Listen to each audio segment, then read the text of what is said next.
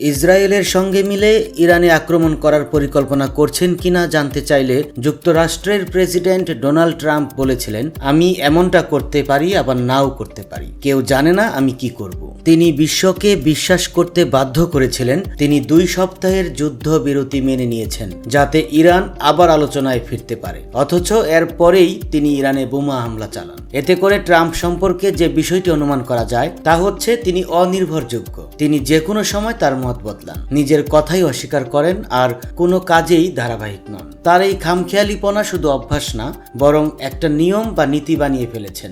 এখন তার এই আচরণই আমেরিকার বিদেশ ও নিরাপত্তা সংক্রান্ত সিদ্ধান্তগুলো চালাচ্ছে, আর সেটি বিশ্বের চেহারা পাল্টে দিচ্ছে।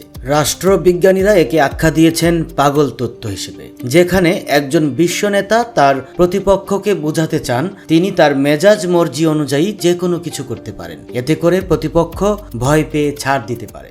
মার্কিন প্রেসিডেন্ট রিচার্ড নিক্সন পাগল তত্ত্ব অনুসরণ করেছেন। 1968 সালে যখন মার্কিন প্রেসিডেন্ট রিচার্ড নিক্সন ভিয়েতনাম যুদ্ধ শেষ করার চেষ্টা করেছিলেন, তখন তিনি দেখলেন উত্তর ভিয়েতনামের শত্রুরা অপ্রতিরোধ্য।